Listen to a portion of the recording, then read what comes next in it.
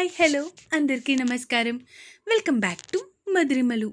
ఇంకా ఎవరైనా మన ఛానల్ని సబ్స్క్రైబ్ చేసుకొని ఉండకపోతే ప్లీజ్ ఇప్పుడే సబ్స్క్రైబ్ చేసుకోండి. ఇక లేట్ చేయకుండా మన స్టోరీలోకి వెళ్ళిపోదామా? ఉంటా నీ జతగా ఎపిసోడ్ 13. సరే నేనుంటాను అంటూ మరో మాటకి ఆస్కారం లేకుండా కాల్ కట్ చేసేశాడు అతను. ఇతనితో ఎప్పుడు ఇదే తంత అయిపోతుంది. నేను సరిగ్గా మాట్లాడడం లేదు ఈ మనిషి అనుకుంటూ ఒక నిట్టూర్పు విడిచి అక్కడి నుంచి దేవుడి గదిలోకి వెళ్ళిపోయారు. అలా చూస్తూ ఉండగానే 2 రోజులు గడిచిపోయాయి. ముందుగా జగదీశ్వరీదేవి చెప్పినట్టే సింధుని తీసుకుని గుడికి వెళ్ళి దేవుడి దగ్గర దర్శనం చేసుకొని బయటకి వచ్చాడు అర్జున్ భార్యని తీసుకొని. ఇప్పుడు నువ్వింటికి వెళ్తావా లేదా నాతో పాటు ఆఫీస్కి వస్తావా అడిగాడు అర్జున్ భార్య వైపు చూస్తూ. ఆఫీస్లో మీకు సాయంత్రం వరకు పని ఉంటుందా? అసలు ఆఫీస్ అంటే ఏం చేస్తారు మీరు అడిగింది సింధు భర్త వైపు చూస్తూ. సరే నాతో పాటురా తీసుకెళ్ళి చూపిస్తా అక్కడ నేనేం చేస్తానో అన్నాడు అర్జున్. ఆఫీస్ అంటే అక్కడ చాలామంది ఎంప్లాయీస్ ఉంటారా? అందరూ కంప్యూటర్ల ముందు కూర్చొని ఏదో రోబోట్స్ లాగా పనిచేస్తుంటారా అడిగింది సింధు వరుసగా. భార్య అడిగిన తీరుకి నవ్వుకుంటూ కొంచెం సైలెంట్గా ఉంటే అన్నీ నీకే అర్థమవుతాయి. అబ్బా అర్జున్ గారు చెప్పొచ్చు కదా అడిగింది సింధు. చెప్పను. సరే అలాగే ఉండండి నాకేం చెప్పొద్దు అంటూ భర్తతో అలిగి మొహం పక్కకి తిప్పుకొని కూర్చుంది సింధు. భార్యని అలా చూస్తూ ఉంటే చాలా ముద్దుగా అనిపించింది అర్జున్కి. చిన్నగా నవ్వుకొని కార్ సైడ్కి ఆపి భార్యని ఎత్తుకొని తన ఒడిలో కూర్చోబెట్టుకున్నాడు. భర్త చేసిన పనికి షాక్ అయిపోయింది సింధు. ఏంటి నమిదాలిగావా అడిగాడు అర్జున్ సింధు వైపు చూస్తూ తన ముంగురులు సవరిస్తూ. మరి లేకపోతే ఏంటి అర్జున్ గారు, నేను మిమ్మల్ని ఎంత నీట్గా అడిగాను, మీరు కూడా నాకు చెప్పొచ్చు కదా. అలా కాకుండా నేను చెప్పను అన్నట్టు బిహేవ్ చేస్తే నాకెలా ఉంటుంది అడిగింది సింధు చిన్న పిల్లల. భార్య వైపు చూస్తూ చీరకట్టులో నుంచి కనిపిస్తున్న తన చిట్టి నడుముని తన 2 చేతుల్లోకి తెచ్చుకొని గట్టిగా ప్రెస్ చేస్తూ ఉన్నాడు. అర్జున్ చేసిన పనికి కళ్ళు పెద్దవి చేసి చూసింది సింధు. మనం రోడ్ మీద ఉన్నాం, కారులో ఎవరైనా చూస్తే అంది సింధు భయపడుతూ. కంగారు పడకండి మిసెస్ అర్జున్, నా కార్కి ఒక ఫీచర్ ఉంది. లోపల వాళ్ళు బయటకి కనిపించరు కానీ బయట వాళ్ళు మాత్రం మనకి కనిపిస్తారు అన్నాడు అర్జున్. అంటే ఎలా? కనులు కనులని దోచాయంటే మూవీలో లాస్ట్లో విలన్కి ఒక కారు ఉంటుంది కదా, అలానా అడిగింది సింధు.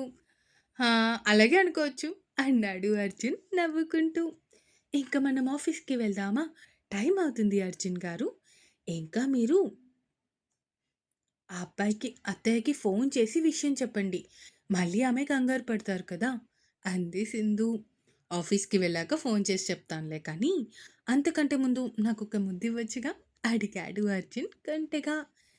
ఏంటి ముద్దివ్వాలా అర్జున్ గారు? మీరు రోజు రోజుకి చాలా నాటీ అయిపోతున్నారు, ఆ విషయం మీకు తెలుస్తుందా అడిగింది సింధు సిగ్గుపడుతూ. ఏమో మరి మా ఆవిడ్ని చూస్తుంటే నాకు తెలియకుండానే ఏదేదో అయిపోతుంది అన్నాడు అర్జున్. అర్జున్ మాటలకి అతని గుండెల్లో ఒదిగిపోతూ అర్జున్ గారు ప్లీజ్ అంది క్యూట్గా. ఎందుకే నీ క్యూట్నెస్ని చూపించి ఇంకా ఇంకా పిచ్చివాణ్ణి చేస్తున్నా అడిగాడు అర్జున్. భర్త మాటలకి ఏం సమాధానం చెప్పాలో కూడా అర్థం కాక తల కిందకి దించేసుకుని ఉండిపోయింది సింధు. ఆమె చుబుకాన్ని పట్టుకొని పైకి ఎత్తి సరిగ్గా తన పెదాలను అందుకునే టైంలోనే కరెక్ట్గా డిస్టర్బెన్స్ లాగా మోగింది అర్జున్ మొబైల్. ఒక్కసారిగా నిశ్శబ్దంగా ఉన్న కార్లో అర్జున్ ఫోన్ రింగ్ టోన్ మోగేసరికి ఒక్కసారిగా భర్త ట్రాన్స్లో నుంచి బయటికి వచ్చి భర్త వైపు చూడకుండా పక్కకి చూస్తూ ఉంది సింధు. స్క్రీన్ వైపు చూసిన అర్జున్కి రిషి నుంచి ఫోన్ వస్తూ కనిపించడంతో ఫోన్ లిఫ్ట్ చేశాడు అర్జున్. హలో అర్జున్, ఎక్కడున్నావురా అడిగాడు రిషి. అది నేను ఆన్ ద వేలో ఉన్నాను, వస్తున్నాను, ఒక 10 మినిట్స్లో ఆఫీస్ దగ్గర ఉంటా. సరే త్వరగా రా, ఇప్పటికే లేట్ అయింది అన్నాడు రిషి. నాకు తెలుసులే, కాల్ కట్ చెయి నువ్వు అన్నాడు అర్జున్. వీడిలో చాలా మార్పు కనిపిస్తుంది మీరా అన్నాడు రిషి. హా, ముందేమో తనని పెళ్లి చేసుకోవడానికి చాలా కష్టపడ్డాడు, కానీ ఇప్పుడేమో భార్యని వదిలి ఉండడానికి కష్టపడుతున్నాడు అంది మీరా నవ్వుకుంటూ. హహ, అది కూడా నిజమే అంటూ నవ్వుతూ ఉన్నాడు రిషి. రిషి, ఇంట్లో ఇంకెప్పుడు మాట్లాడతావు? డాడీ ఈసారి చాలా స్ట్రిక్ట్‌గా ఉన్నారు. ఇప్పటి వరకు వచ్చిన సంబంధాలన్నీ ఏదో ఒక విధంగా ఆపేశాను కానీ, ఇక మీద అది నా వల్ల కాదేమో అనిపిస్తుందిరా అంది రిషి భుజం మీద తల వాలుస్తూ. ఇంట్లో ఆల్రెడీ మమ్మీకి, డాడీకి చెప్పాను. వాళ్ళు హ్యాపీగా ఓకే చెప్పేశారు. ఇంకా మంచి రోజు చూసుకొని ఇంటికి వచ్చి అంకుల్ వాళ్ళతో మాట్లాడతాము. ఓకేనా? అదే ఎప్పుడు? అరే! ఇంట్లో చెప్పిందే నేను నిన్న. అమ్మ ఈరోజు పంతులు గారితో మాట్లాడతాను అని చెప్పింది. ఇంటికి వెళ్తే తెలుస్తుంది ఎప్పుడొస్తున్నామన్నది. ఓకేనా? అన్నాడు Rishi. Okay. Make it fast. అయినా నాకొక డౌట్ రిషి. ఇప్పటి వరకు అడుగుదామనుకుంటున్నా అడగలేకపోయాను. ఆ రోజు అస్ అర్జున్ అసలు సింధు రూమ్‌లోకి ఎలా వెళ్ళగలిగాడు? ఎందుకంటే ఆ ఎలక్ట్రానిక్ కార్డ్ వేరే రూమ్‌ది పెడితే ఓపెన్ అవ్వదు కదా! అప్పుడు లెక్క ప్రకారం అయితే అర్జున్ అక్కడ కార్డ్ పెట్టినప్పుడు అది ఓపెన్ అవ్వకూడదు. కానీ ఎలా ఓపెన్ అయింది అంటావు? అడిగింది మీరా. ఆ మాటకి కొంచెం తడబడ్డాడు రిషి. ఇక కొంతసేపటికి అర్జున్ భార్యని తీసుకొని ఆఫీస్‌కి చేరుకున్నాడు. రా అంటూ భార్యని తీసుకొని లోపలికి వెళ్ళాడు అర్జున్. ఒక పెద్ద హాల్. విడివిడిగా 6 క్యాబిన్స్ లాగా ఉన్నాయి. అవన్నీ చూస్తూ ఉంది సింధు. అప్పుడే అర్జున్ సింధుతో కలిసి రావటం చూసి అక్కడికి వచ్చారు అందరూ. ఏంట్రా సింధుని తీసుకొనొచ్చావ్? అడిగింది మీరా ఫ్రెండ్ వైపు చూస్తూ. ఊరికే తనకి ఆఫీస్ చూపిద్దామని తీసుకొచ్చా అన్నాడు అర్జున్ చిన్న చిరునవ్వుతో. అబ్బో, అవునా అంటూ సింధు వైపు చూస్తూ హాయ్ సింధు అంటూ నవ్వుతూ పలకరించింది మీరా. హాయ్ మీరా అంది సింధు కూడా నవ్వుతూ. మీరా, తెలుసు కదా, మీరా కపూర్ నా ఫ్రెండ్, ఇంకా నా పిఆర్ టీమ్ హెడ్ కూడా. అండ్ వీడు కూడా తెలుసు కదా, రిషి నా మేనేజర్. అండ్ తిను Karthik Reddy social media manager. నాకు సంబంధించిన సోషల్ మీడియా అకౌంట్స్ అన్నీ కూడా తనే చూసుకుంటాడు. నేను ఒక పోస్ట్ పెట్టాలి అన్నా, లేదంటే ఏదైనా నా నుంచి అప్డేట్ రావాలి అన్నా, he will look after that. అంటే మీరు మీ సోషల్ మీడియాలో పెట్టే పోస్ట్స్ మీరు పెట్టేవి కాదా? అడిగింది సింధు ఆశ్చర్యంగా. అంటే సింధు తన ఆలోచనే, కాకపోతే ఎగ్జిక్యూట్ చేసేది కార్తిక్. అంటే లైక్ ఏ వర్డ్స్ యూజ్ చేయాలి, ఎలా పోస్ట్ చేయాలి, ఏ హ్యాష్ ట్యాగ్స్ వాడాలి, ఇలా ప్రతి ఒక్కటి కార్తిక్ చూసుకుంటాడు. అండ్ అర్జున్ పేరు మీద ఉండే ఫ్యాన్ పేజెస్‌ని కూడా తను అబ్జర్వ్ చేస్తాడు. అంటే కార్తిక్ గారి పని ఓన్లీ ఇన్‌స్టాగ్రామ్ వరకేనా? అడిగింది సింధు డౌట్‌గా. ఇన్‌స్టాగ్రామ్ మాత్రమే కాదు, ఫేస్‌బుక్, ట్విట్టర్ కూడా నేనే హ్యాండిల్ చేస్తాను. అది కూడా మీరా గారి ఆధ్వర్యంలో. తిను సనా షేక్ మీడియా కోఆర్డినేటర్. ఏమైనా ఈవెంట్స్ లేదంటే ప్రెస్ మీట్స్ వాటి సంగతి చూసుకుంటుంది. మీడియాలో మన మీద ఏమైనా నెగెటివ్‌గా స్ప్రెడ్ అయినా కూడా వెంటనే తను దాని మీద రియాక్ట్ అవ్వాలి అలా. అండ్ ఫైనల్లీ వీడు హేమంత్ నా పర్సనల్ అసిస్టెంట్ అంటూ మీరా సింధుకి అందరి గురించి చెప్పాడు అర్జున్. అంటే మీ ఆఫీస్‌లో ఉండేది వీళ్ళేనా? అడిగింది సింధు. హా, వీళ్ళే ఇక్కడ. ఎవరు కంప్యూటర్ల ముందు కూర్చొని రోబోల్లా వర్క్ చేస్తూ ఉండరు అన్నాడు అర్జున్ నవ్వు ఆపుకుంటూ.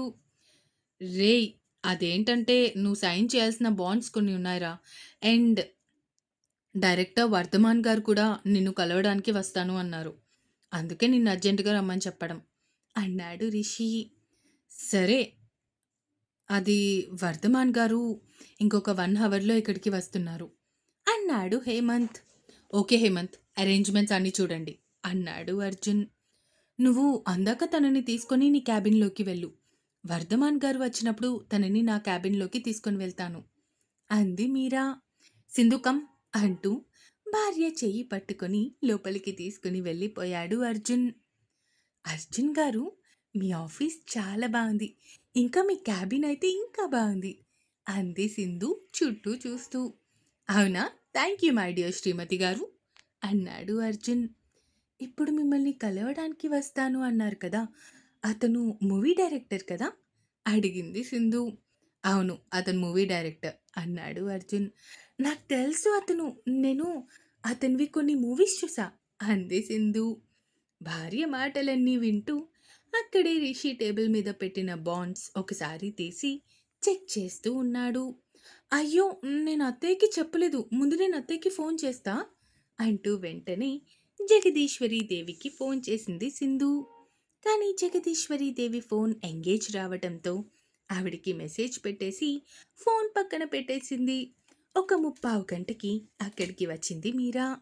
సింధు నాతో పాటు రా అంటూ తనని తీసుకొని అక్కడి నుంచి తన క్యాబిన్లోకి వెళ్ళిపోయింది మీరా. నువ్విక్కడే ఉండు ఓకేనా అంది మీరా. సరే మీరా అంది సింధు. సనా ఈ గ్యాప్లో నీకు కంపెనీ ఇస్తుంది అంటూ సనాని సింధు దగ్గర ఉంచి బయటికి వచ్చింది.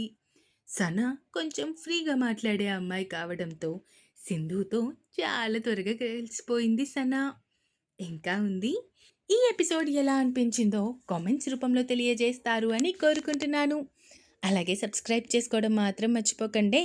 ఇక ఉంటాను. Bye bye.